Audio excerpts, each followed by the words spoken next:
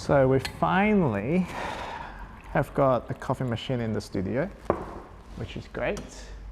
Still dialing it in terms of like how much, I guess, coffee to use and how long to brew it for, but it's getting there.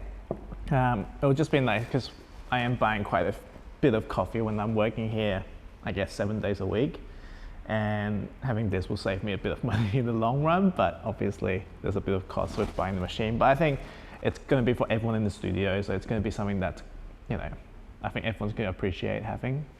Yeah, so I haven't been doing much YouTube video, and one, because things are quite busy here at 1280, and also trying to do the alley stuff, and also still running the photography business. So there's a bit of multitasking, there's a bit of like overlapping things. YouTube and even Instagram has kind of become lower on the list of priorities. That's something I do want to change, and I want to get back into it. I want to do a bit more videos, but I'm also trying to decide how I'm going to do the videos in terms of the format, and because now we're in a shared space where there is a lot of traffic noise, it's not as controllable as my home studio back in the days. So potentially we might switch to a more voice-over kind of style video where I can do a lot of the filming in the studio in terms of throwing and general ceramics related things, as well as business and all that stuff. And then I can record a voice-over at home where I can control, you know, the environment a bit better, have a bit more quality. And because we do run a shared studio with studio access and stuff, there's going to be other people around. Obviously I can't expect people to all stay quiet while I film, so this way we can eliminate a lot of that sort of things, and I can just film kind of like close-ups of my hands doing stuff on the wheels and all that. So it's quite an exciting day today, and I specifically wanted to film this because it's our first kiln unpacking of our term classes. So we've been here for a few months now actually, since April, so now it's almost end of July. So that's what, 3 months since the studio started. So we've had a lot of kiln unpackings and stuff, and I've never really filmed them because often it's mixed with everyone's work. I think next time when I actually do a full kiln by myself, I'll definitely do a kiln unloading video, make sure I get some content. But today with this class one, there's a few things that I'm quite excited about. Mainly because it is the first pottery class that we've run here at 1280. And the amount of work and the quality of work has actually been quite impressive. Seeing how people are doing compared to how I was when I first started, it's quite amazing. And secondly, all the glazes that we've made are developed by myself, and they are still, like, we've done test tiles, we've done all that stuff, and I'm 80% happy with it. But you never know what it's going to look like when it comes out of the kiln because people apply them quite differently. I find in classes people tend to have much thicker application. I prefer my glazes quite thin, so I would just dip it in and out probably just under a second, and I'd only do one solid kind of overall dip, where I find the class are quite a bit more experimental and a bit more creative, where they'll be doing half-halves, they'll be overlaying glaze, they'll be mixing and matching, and so it'll be interesting to see how the glazes react to it. It's actually a really good stress test for the glaze to know that when it's thick, it's going to look like this. When it overlaps with this glaze, it's going to look like that. What glazes we have, and also I'll bring us to the kiln. So other than that, let's just go straight to the kiln because like I haven't seen it yet. I really want to just open it. I was checking this morning. It was at 60 degrees, so I've opened the door just a touch, but I've resisted not to take a sneak peek. Yeah, I do want to document this in terms of like how it comes out and what I think about it, because it'll be good to look back maybe a few months later and see if I need to tweak the glazes depending on like if my kind of, I don't know, opinions have changed on them or not. But you know, it's also fun just to like have it as a surprise on camera so everyone can experience it for the first time just like I have. Yeah, so let's take this coffee to the back. I might grab a bit more. And then we'll open the kiln. I'll also be packing a bisque kiln today, but I don't think I'll show that because there's a lot of work that are not ready and it's not work that I've made. So in terms of just privacy for our makers, I'm definitely not going to show work in progress to the public without their kind of consent. Anyway, I'm just going to show you what the test tile looks like. So again, simple clear gloss, and then here's our chemical brown. This is the satin base glaze that I was talking about. We just call it Alley Natural here. The reason why it's called that is because this color, it's kind of off-white, looks exactly like Allie's fur, which, because we don't bathe her that often, being a ceremony, it's so much hard work, she turns a bit off-white. Here's the tan, so you can see this area where it's been dipped twice is a little bit thicker. So it gives a slightly different like mottled texture, which I really like. The thin is okay, but it lacks a bit of that kind of life in the glaze. So yes, I'm excited to see what this turns out, because most people tend to glaze them quite thick. This is the field grey. Again, I think this is nicer when it's thick. It's got a bit of transparency here. I'm not too happy with, but I think once it's thicker, it's fine. And this is what it looks like when there's a bit of texture on the clay. So it does show through quite a lot. It's definitely not an opaque glaze.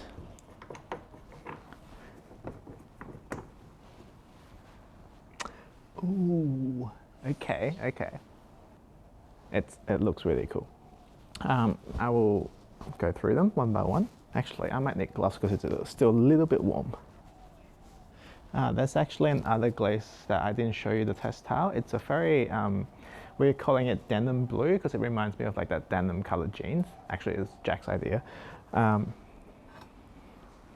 And so a bit of context, I've been experimenting with how we fire things. We're doing something called basically a controlled cooling or slow cooling, where instead of reaching temperature and just letting the kiln cool down naturally, we actually control how long it takes for it to cool down, and at certain kind of temperature we hold it there for, I think it was like almost an hour, just to target certain oxides. At least with my glazes, it gives me a lot nicer colors. It kind of mutes it down a bit, it takes a bit of the saturation away, it gives it a bit more like natural look and not too, like electric kiln often gives you too clean of a look. And I prefer my glazes to have a little bit more, I guess, randomness to it. And the slow cool also gives a very nice matte surface on my glazes again, because it gives it time for the glaze to crystallize and create a bit of a satin surface. So this blue, so this is what it looks like. See that reflection? It's like, it's shiny, but it's got a bit more texture to it. But when you touch it, it feels really smooth. It's silky, that's what it feels like. I'm really happy with that. So when it's thin, it turns into a more kind of brown, or like, I don't even know what to call it. Yeah, so it's got some variation in it. And it feels like this bowl was trimmed with a bit of texture, little rings and little divots, so that lets the glaze sit differently and react quite differently. This is really cool. So this is the tan. This is what the tan looks like when it's quite thick and on a full piece, which is interesting, because if you look at the test tile and then you look at the actual piece, I think the test tile was fired slightly differently. And also, you know, the test tile was a small batch of 200 grams, where this was a 5 kilo batch. Also sifted fully, and you know, that's why I think we've lost a bit of that speckle. The speckle, I think, comes from just ingredients that aren't sifted properly, where this is a lot more, I guess, even. It's a bit more matte than I imagined, but I don't hate it.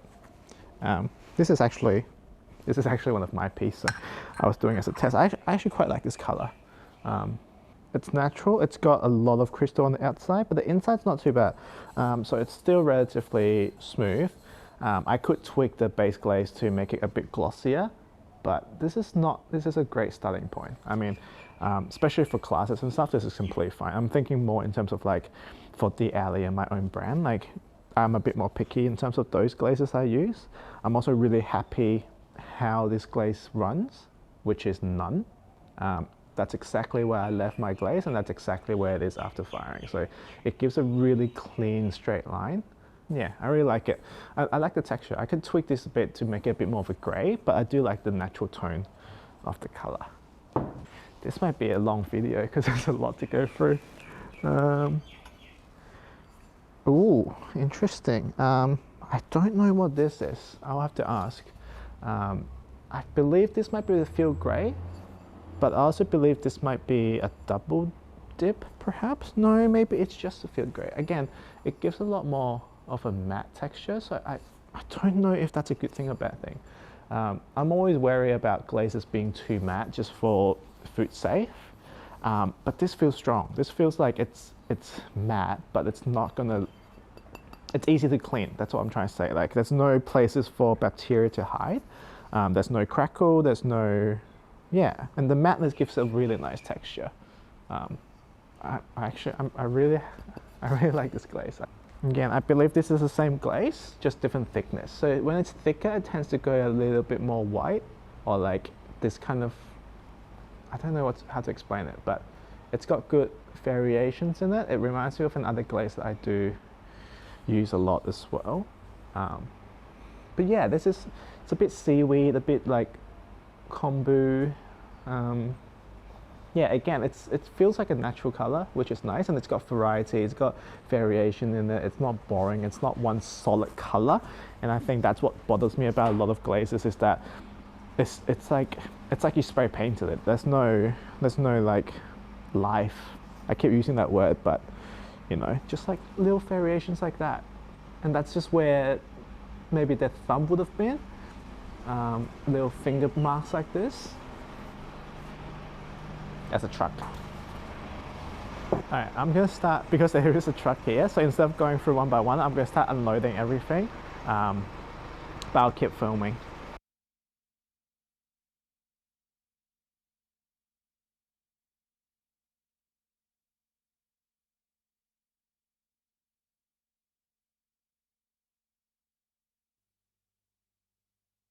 So there's a lot to go through.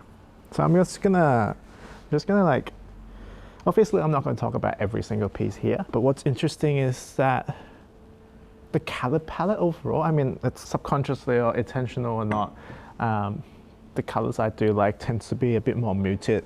It tends to be a bit more natural and neutral. So like seeing this body of work actually makes me quite happy, because this is also the color palette that I want to use for my own stuff. So this is, like I said, a great test to see what the glaze does when it's pushed to the limit, in terms of having really thick applications, having a mix, having half. Like, so that side is the denim blue, and then this side is the field grey, and this is how it interacts. So this is actually really good information, because now I know how the glaze mix when it overlaps like that. It creates this even darker navy blue, but you know, the glaze itself are quite similar, and the base glaze is quite similar as well. So they don't mix in a really crazy way, but as you can see, they do change color, which is great. It means if I do like a half-half kind of double dip plate, it's subtle, but there is a variation between the two sides, and you get a nice kind of separation in the middle. And depending on how you overlap this line, you could get a stripe, or you can get something a bit more subtle like this. So I'm gonna definitely have to like document a lot of this for my own use. Here's something very different. This is not something I'll ever do. Basically, this has underglaze, I believe, applied. And because this glaze is quite dark, the underglaze doesn't show through that much, but you can still see where the spots were applied. So it'll be interesting to find out what underglaze was used. I suspect it might be a blue, because it looks like it's a bit of a blue. But again, it's quite interesting.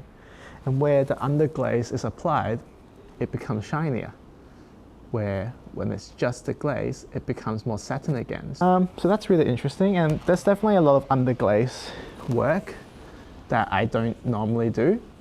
And I can't believe this was done during class, because this is quite intricate. Yeah. you can see how, so black underglaze always has this problem where it's refractory, so it makes it harder for the glaze to melt. So where the underglaze is applied, you can tell that it's a bit more matty, and that's because it's underfired. Basically, it needs to reach a higher temperature to melt, but you get this effect of, again, gloss and non-gloss next to each other.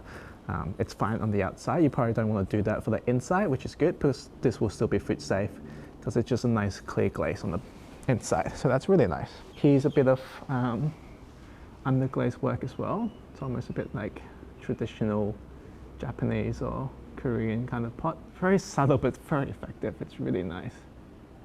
And remember, these guys are all very new to class, so I don't know if they're happy for me to be showing their work like this, but I'm so proud of every one of them. Like, this level of work is really cool.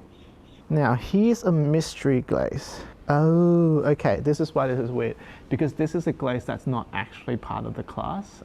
This piece was not supposed to be in here. This is a class work, but it was a special request, and this glaze was actually meant to go in a different kiln. In this firing, it turns more mottled green, where it's actually meant to be more of a blue. Actually, I prefer this glaze fired this way, but you need to apply it in a specific way where you can get thinner areas where it turns into brown and thicker areas where it turns into blue. When it's dipped quite evenly like this, it just becomes more of like a kind of very light green with a bit of brown undertone. It's still nice, like it's just not how this was designed to work, but that's entirely fine. Here's some glossy ones. So here's the Tamaku, very typical brown where it breaks into a light brown when it's thin, and where it's usually the bottom of your pot is the thicker side, because usually when you either dip glaze or when you pour glaze in there, it settles on the bottom and it has more time to absorb. So often the base here is the thickest. So you can see that's almost gone into a black. Where on the outside, where it's a little bit thinner, it's got this nice kind of like red brown, which I really like this color. It's a very traditional color for sure, especially in like Japanese pottery. This one's nice, a bit more. Again, I'm not a decorator, so I don't do much underglaze work. So it's really interesting seeing how, you know, people are using white underglaze, for example, to create a bit of, you know, surface treatment. This is quite cool. Again, another really cool like teal green underglaze with a glossy, a very simple glossy glaze, clear glaze. I think that's about it. And you know, stuff like this, very simple, quite elegant. Again, many of these guys, this is like their very first term in pottery, so they've had no experience before the class, and the work that's coming out, I'm just really happy, because seeing how going from the first couple of weeks where everyone's struggling with centering and to the point where they're producing a vast amount of work, and it's not just the skill, but like the creativity, kind of like just, yeah, it's just crazy. It makes me wish that I'm a bit more creative. But I also can't be bothered doing a lot of surface treatments and stuff like that. Like, this is what I do most of the time. It's just super simple. And we did have a bit of a break in the middle of the term class because we had a 2 weeks lockdown. So quite a few people did a bit of like hand building work at home. I think this is a mix of slip. I think this was a white, like a PB103, a white clay on, I believe this is a dark stoneware. And then with like a gloss on top. The gloss kind of lightens it. It's a little bit darker when it's unglazed. But that's quite cool too. It's a good weight as well. That's the thing, a lot of these pieces here are a very nice weight, as in it doesn't feel too heavy.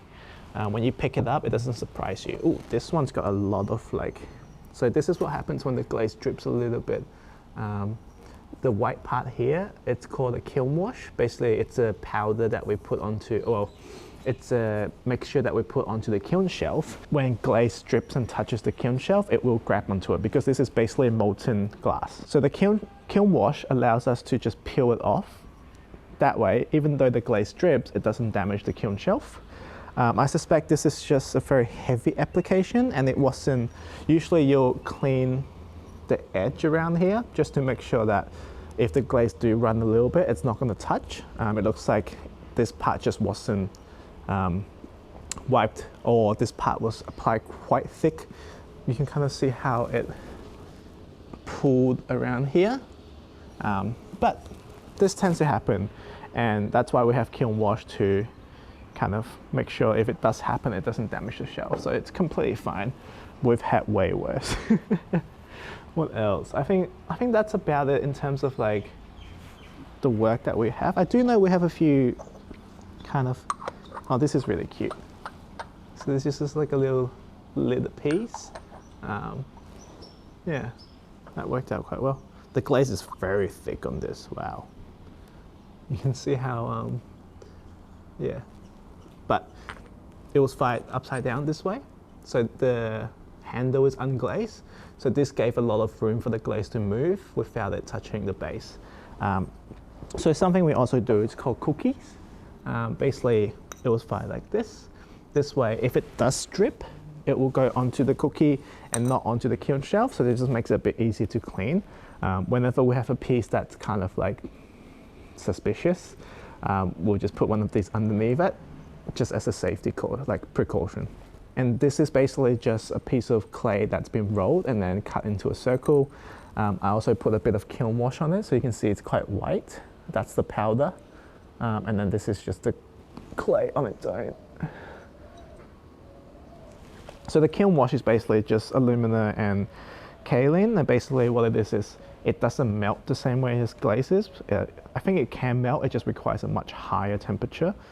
Basically alumina is a very strong refractory, so anything melts if you heat it, high enough. But in terms of the pottery contacts at 1280, this doesn't melt at all. That's why if the glaze grabs onto it, it just flakes off, which is exactly what we want. I think there's another lidded piece as well. So this one's quite cute as well. Very different form of lids. This has a little galley. Oh, and this got two different colors. So it's blue on the inside and tan on the outside. I quite like that. Yeah, so this will make a good little jewelry or ring holder. I'm very happy with this kiln load. Specifically, you feel a bit responsible for people that you're teaching and showing them how to do stuff. So seeing a really good result like this reassures me a little bit, and also takes a bit of stress off. It's like, what if this came out and everything looks like complete shit? People will be so disappointed because they spent so long working on this. I'm very happy to see everything that's come out, especially the first class of 1280. There's a little bit of nervousness as what if the kiln comes out and it's completely shit and all the glazes doesn't work, especially when it's glazes that we make. We don't buy commercial glazes here, so there's always a bit of uncertainty. We test as much as we can, but in the end we can't test for every situation. But yeah, just seeing the work that comes out, I'm really happy, and I think the guys will be really happy to pick up their work as well. Yeah, just so proud. These guys, yeah, they've done a really good job. I can't wait to show. I'm going to do a little bit of Instagram story just so people can get an idea of what the work looks like, and also get them a bit excited and coming into collecting them. But yeah, overall, very, very, very happy. It's really fun doing kiln unloading like this, especially when it's not my personal work, but it's something that I'm very invested in. So I'm going to try my best to do a bit more kind of YouTube videos and a bit of social media stuff just in general. I think it's a really fun thing to share. Also, now I have a random cup. This was just a test. I don't know what to do with it. I might sell it, but there's only one. It's hard to sell a single item. But I'm really happy with how this was thrown. I might keep this for myself, or I might give this away. Maybe. Actually, 1280 is about, I think we're at 1,100 and kind of 70 followers on Instagram. So I think when we hit 1280, we're going to do a big giveaway. Most likely gift cards, so you can buy stuff and take classes and fire and all that stuff. But I might give out a little kind of test pieces here and there as well. I'm actually, yeah, this will make a good little gift. Or I can put it in the shop and see if it's popular. Yeah, I've got more of this that I can finish off. And this is like my favorite mug right now. This is also a test. Yeah. Anyway, I'm just rambling now, so see you next time.